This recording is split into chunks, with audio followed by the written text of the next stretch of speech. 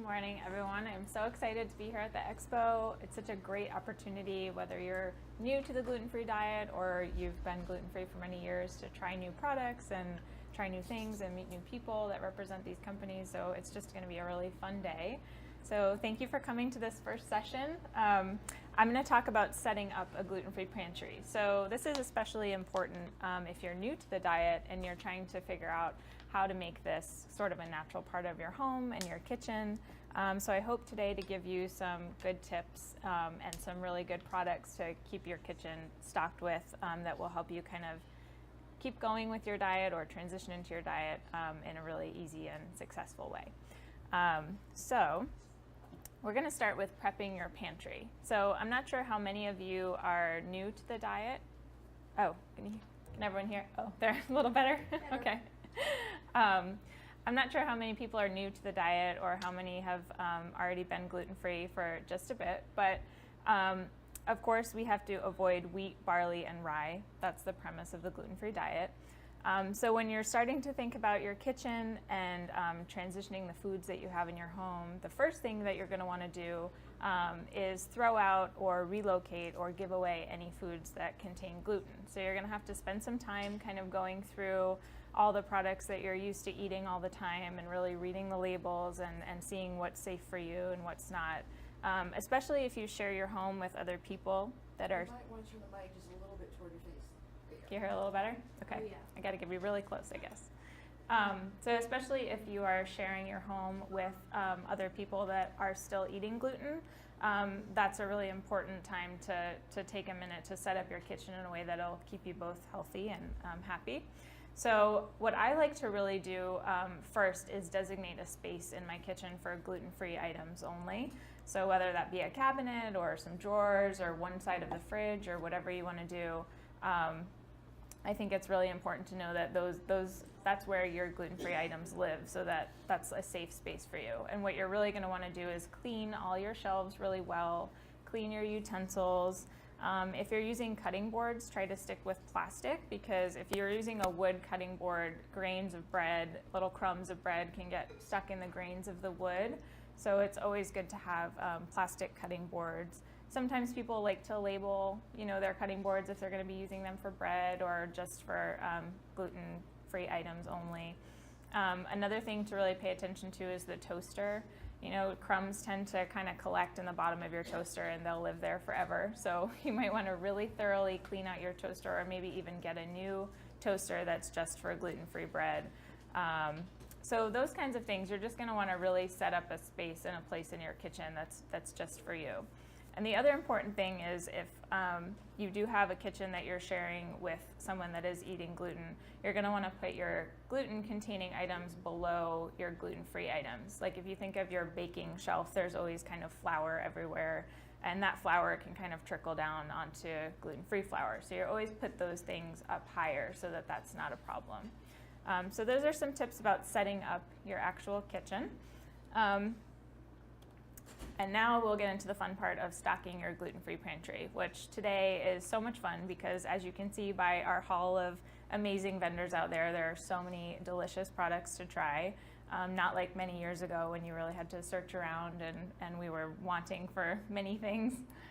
So I'm going to start with grain-based products. So when you think about giving up wheat, the first thing that you think about is grains and what other grains can I eat.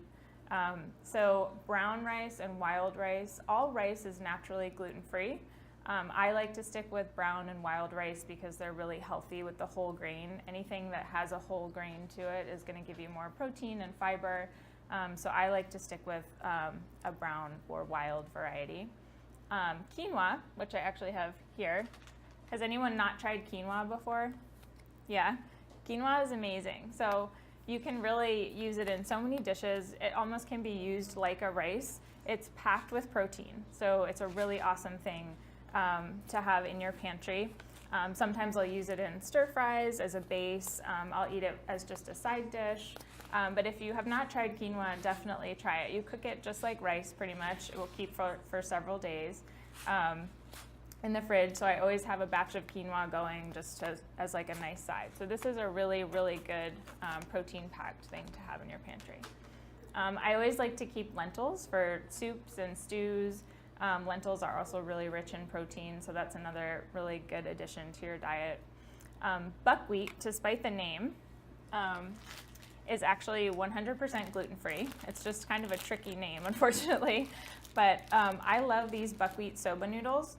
They're from Eden Foods, and make sure to get 100% whole buckwheat because sometimes they're mixed with other grains. But 100% buckwheat, yeah? Where do you find those? I buy these in Whole Foods, or like Yes Market, any kind of Whole Foods type store will have something like this. So these are great in Asian dishes. If you're going to make a stir fry or something like that, these are really, really also packed with protein and really good for you. So buckwheat is another grain that you should keep on your list.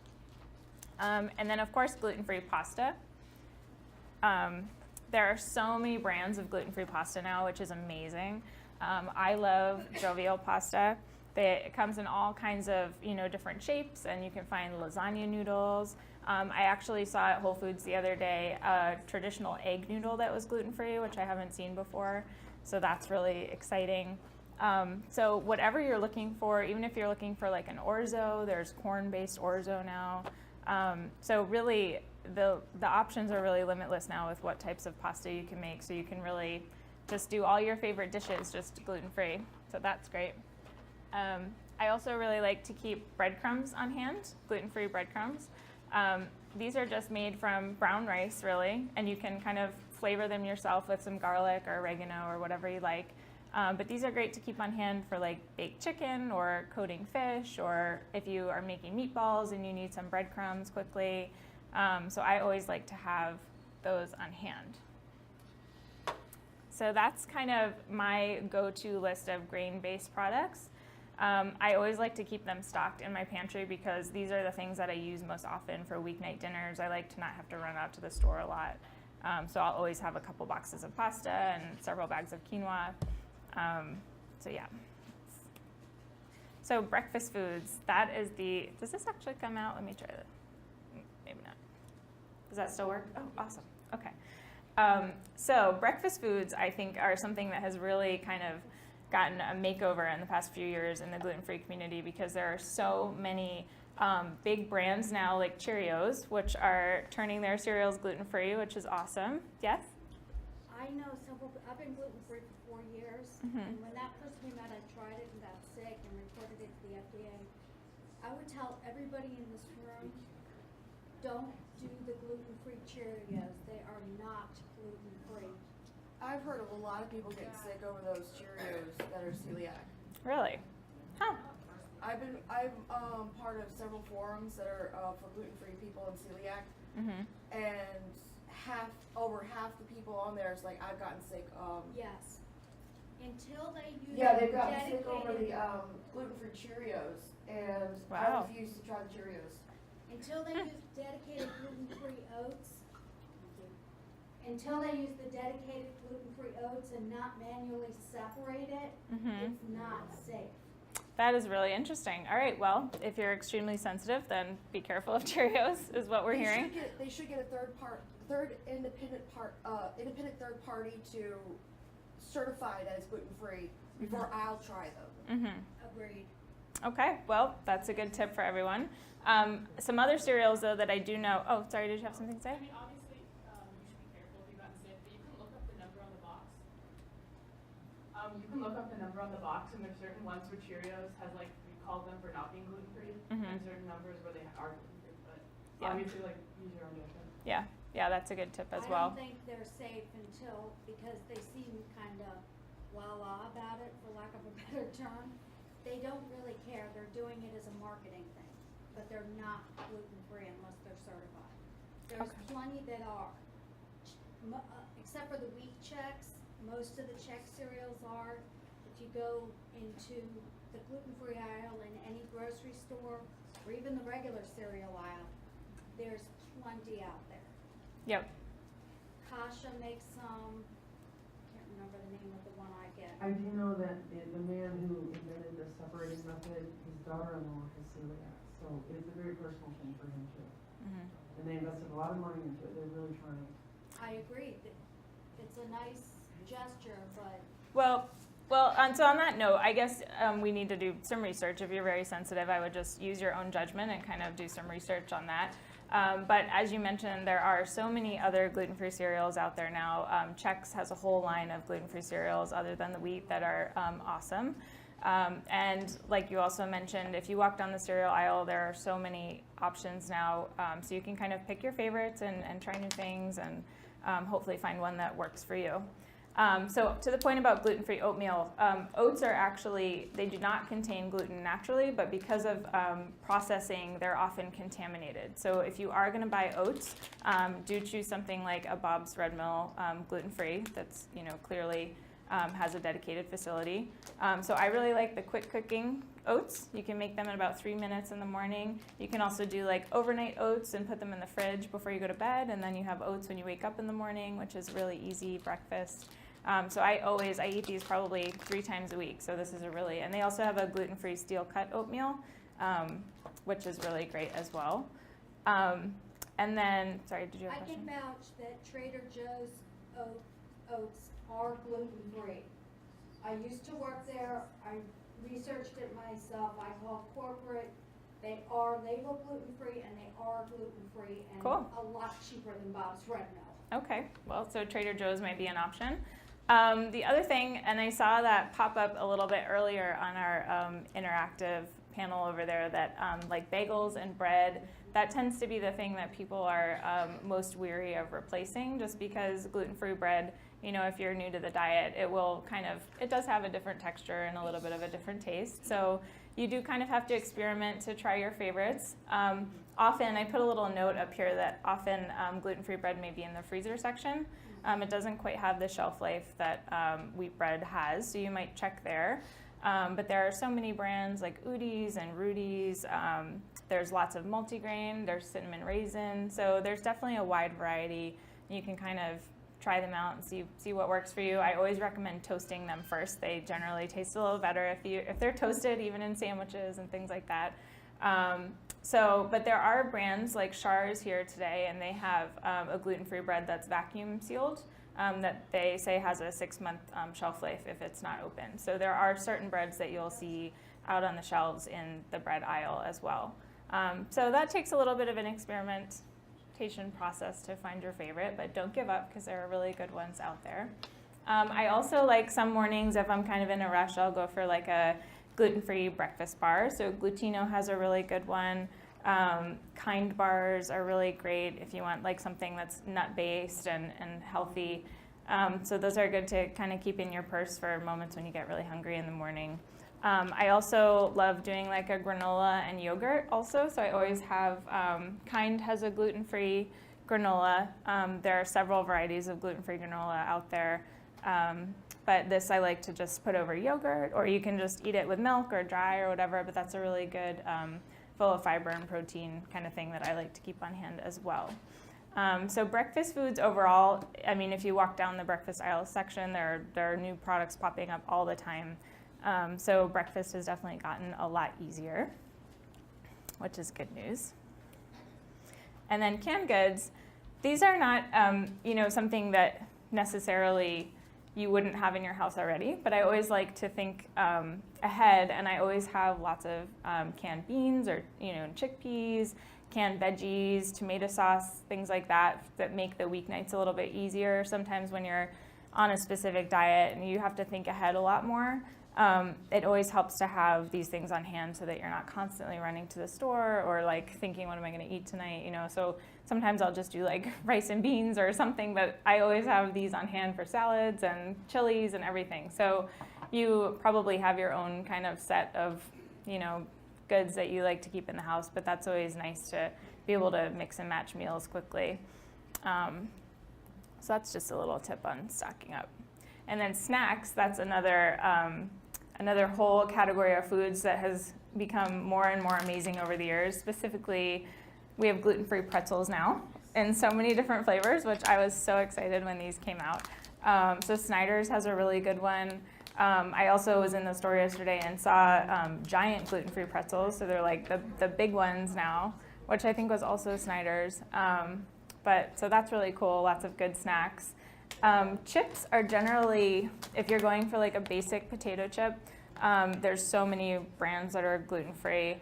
You just want to double check the ingredients. I like to go for brands like this where they have a very short ingredients list.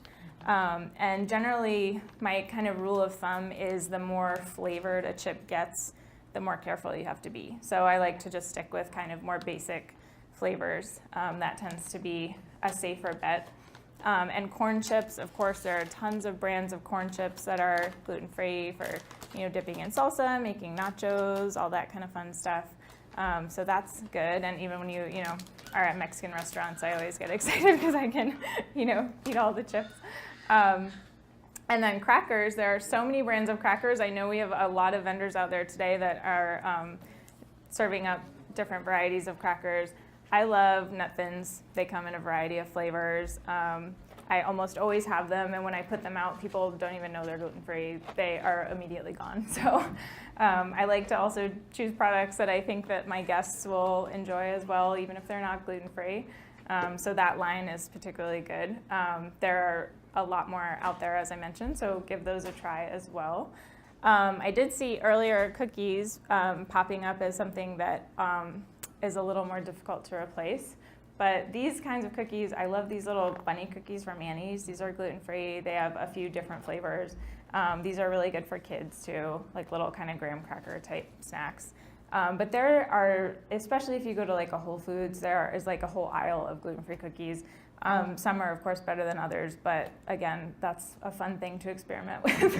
Nobody minds trying lots of different kinds of cookies. But there are so many, and also there's a lot of baking mixes. If you're a baker and you'd prefer to make your own cookies, Betty Crocker has baking mixes now. So many companies like Bob's and Pamela's have, chocolate chip cookie, sugar cookie. So really, again, it just is a little bit of experimentation, exploration, but you can definitely find cookies, so don't worry about that. And corn is naturally gluten-free, so I'm always snacking on air pop popcorn, which is actually a pretty healthy snack. You can flavor it yourself with, butter, salt, olive oil, whatever you wish, and I sometimes take that to work with me as like a little midday snack, so I always have popcorn. Mm-hmm. Real quick, the only thing I'd be careful of, especially with all these baking mixes, was also the pre-made stuff. If you're also allergic to soy or beans, a lot of the flours they use are soy flour or some kind of bean flour. Of course. So if you have other allergies, you've got to really be careful and read what type of flour they're using. Yes, definitely. Yep, that's important. Yep, I'm just talking about gluten-free today, but obviously if you have other allergies, you're going to have to be careful in checking the labels. There's certainly a lot of nut product, nut flours used, and like you mentioned, soy and egg and things like that. So yes, definitely if you have other allergies, be sure to check labels for them as well. And then condiments. This is probably something when I first came to the gluten-free diet that I was searching for the most, especially to kind of flavor foods. And I love sushi and Asian food, so I was especially looking for kind of stir-fry sauces and soy sauce and things like that. Sanjay is probably one of my favorite companies for this sort of thing. So the reason that Asian cuisine is kind of difficult is because there's a lot of soy sauce, which has wheat in it. This is a tamari sauce, which is a wheat-free soy sauce. You will not taste the difference at all. This tastes exactly like soy sauce. So I always have this on hand for cooking. I have been known to pull this out of my purse at restaurants, which is always fun. Yeah, and they actually have little to-go packets of soy sauce, which I found after I got a weird look for pulling this out of my purse at a restaurant. So yeah, check those out. Mm-hmm. Where can you get that brand? This is Whole Foods. You can order it online. This is actually really widely available. So any kind of natural food store, Yes Market, those types of stores. Sanjay. Yep. Mm-hmm. The little packet, the no salt one? This is the low salt one. Yes, I prefer that one. That's a good point. There's a lot of sodium in just like 1 tablespoon, so I always go for the low sodium.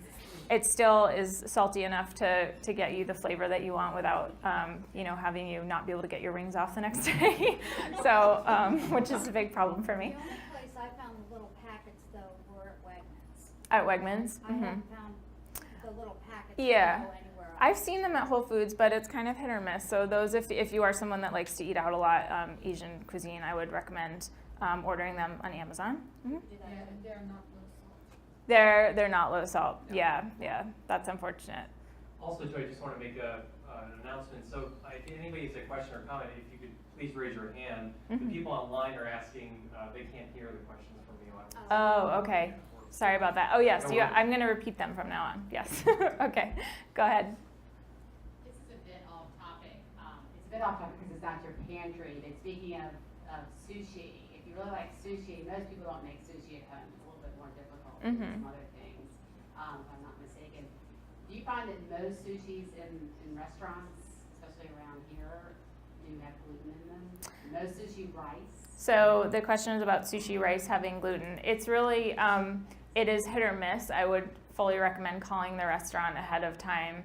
I think in my personal experience, if you go to like a little bit of a higher end restaurant, that won't be the case. Whereas if you're buying kind of pre-made sushi from like a grocery store or kind of like really quick to go type place. Now that's not to say that they're all like that. So I would recommend checking. But that is something that I've kind of noticed. So if you're going to a nice restaurant, I would just ask ahead of time and just make sure. But really, it is kind of place to place. It just depends on how they make their rice. But you can always do like a sashimi and, get the fish on the side and ask for like a dish of brown rice or something and kind of put it together yourself. So sashimi, which is just like the fish itself outside of the roll. So that's an idea if you still want to eat out and are kind of worried about the mix. Mm-hmm. My big problem with eating out Asian is the language barrier. They're like, gluten? What's gluten? And so I found that there are language cards in like every language online that you can print off. So you can get them in Japanese, Chinese, Korean, Yep. Thai and stuff like that. You can print off and it'll explain. You can give that to your server and it'll explain what is gluten and that you can't have this in your food. And then there's a language barrier being broken. Right. No, that's a really great idea. That's really good for traveling as well. So those cards, I think, are available on Amazon. I've seen them before. So yeah, if you are someone that really wants to, eat a specific cuisine and you're having trouble with the language barrier, then that's a great idea. Bring one of those cards with you. So anyway, moving on from. Oh, do you have one more question? Sure. I just wanted to add. We were talking about other allergies, and it's just always good to talk with your doctor. As a celiac, my doctor told me that with oats, I should never eat them, even if they're gluten-free, because research is showing that patients with celiac, for some reason, show the same response to oats sometimes, even if they're gluten-free. So it's always something to talk to your doctor about. Yeah, no, that's a good question. That can be obviously on a very that's a very personal level of everyone's body is different. But if you're still struggling and you're on the gluten-free diet and you feel like something's still not working, that's a good thing to explore with your doctor for sure. How about tofu? Is that gluten-free? Tofu is gluten-free. Yep, naturally gluten-free. So as long as you're getting something that's not mixed with spices or mixed with something else, if you're just buying pure tofu, you should be fine. But most of the companies now will label their packets gluten-free. So you just look for that label. But you should be fine with tofu. Good? Okay, so moving on from the same company actually. The other thing that I was really missing was like a teriyaki sauce or flavored sauces that I didn't have to make myself. So this company has a whole line of gluten-free marinades as well. So this is awesome for like marinating steak or chicken or fish or whatever, or just putting over a stir-fry kind of dish that you make yourself. So I love these sauces. I always have some of them in my fridge just to kind of pep up my dinners a little bit. And then the other thing that can be a challenge is barbecue sauce. Some barbecue sauce will have gluten in it. So I really like Annie's. That's a great brand, and it's clearly labeled gluten-free on the back. So I always have, especially in the summer, we're getting into barbecue season finally. So I definitely would always have some barbecue sauce on hand, and that's a good one to try. And finally, in this category, I would always recommend having a good olive oil and balsamic. You can very easily make your own salad dressings. I use olive oil on pretty much everything in all cooking. If you're someone that enjoys cooking, I'm sure you know that well.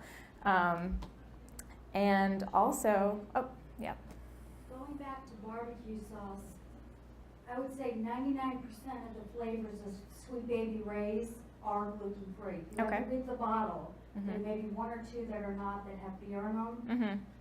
or some kind of liquor, Mhm. but the rest are gluten-free, and it says it clearly on the label. Sweet Baby Ray's. Okay, Yes. so we're hearing that Sweet Baby Ray's is another good brand to check out for barbecue sauce. And then the other thing that I want to mention is chicken broth, vegetable broth, stuff like that. These you do have to check and make sure you're getting a gluten-free variety. Some of them will have flour. So Pacific is a really good brand. I also buy the low sodium broth and just add my own salt, which I find to be a little bit more healthy for me personally. So this is, I always have a couple boxes of broth on hand, whether I'm making a soup or stew or marinating something. It's just nice to not have to run out if I want to just make a quick dinner. So that's a good thing to always stay stocked on. And then finally, the really fun one, baking mixes and gluten-free flours. Obviously, this is like one of the most important things that we can have gluten-free, as we do not want to mix that up. So there are kind of one-to-one baking flours now, and I think we have a session on baking later, but these are great. I've actually, in the beginning of having one-to-one flours, I had kind of a mixed experience, but this one is really good, and they're getting better. So you really can use this like a normal baking flour, which is great because if you have tried to do any gluten-free baking in the past, you'll see that flours have different weights, so there's a lot of different measuring you have to do and mixing of flours, and so it's really nice to have just like something that you can use normally. Do you still need to refrigerate them? I personally don't. I don't know. I haven't seen anything on here. I know some people do keep their baking powders and mixes and things in the fridge. That might be a good question for our later session if you're gonna attend that. I personally keep them in the pantry, so I don't know if that's the problem. Yeah. So for larger families, this can be really, for larger families, Mhm. this can be quite expensive. Is there do they sell any of these products at a Costco warehouse type place, or is there an online So resource that there's a maybe I really follow? there's a really good market that I found. It's called Thrive Market. It's online, and it's sort of like they have a lot of the products that you find in Whole Foods, but they're wholesale. So you do pay a yearly membership fee. I think it's like $50, but then if you buy anything over $50, the shipping is free. So they definitely, I have gone on there and looked for products that I buy myself regularly and have noticed they're like $2 and $3 cheaper. So that's a really good one to check out. Can you spell that? Thrive, it's THRIVE. Yep. So that's a really good resource, and actually it's just come about pretty recently, and it's getting a lot of pickup because they started this company to try to bring healthier foods at a more affordable price to people. So yeah, that's a really good one to check out. So one-to-one flours, definitely something I always have on hand. I personally love pizza. I have a Friday night pizza tradition, and I like to make it at home. So I always have a few bags of this in my pantry. It comes out almost like a French bread type pizza. It kind of puffs up a little bit, but it's really awesome. So when I get home on Friday night, I don't want to have to realize that I forgot to buy this, so I always have a few bags with me so that I never have to think about it. So that's one thing I highly recommend if you like making pizza at home. And then brown rice flour is something that's really good to have on hand if you're trying to like thicken a sauce or something, or just use like a little bit of it at a time. I just always have just some brown rice flour on hand in my pantry. And then of course, baking and pancake mix from Pamela's is one of my ultimate favorites. This is awesome. The pancakes are really fluffy and delicious, and I just have stayed totally loyal to this company, so that's a really good one. So just a few last things. So as I mentioned, don't be afraid to experiment with different gluten-free things. It will take a while to find your favorites, but I like to tell people if you're new to the diet to try to make a list of things that you use regularly that you know that you're going to want to replace or that you'll miss, and just kind of focus on one thing at a time until you find the replacement that you really like, and then keep them stocked so that you don't have to run out to the store or realize that you ran out and you can't get the things that you need. It just makes it a little bit of an easier lifestyle. So that's all I have. Are there any more questions or How do we do on our, Oh, yeah? hold on. The people online are listening.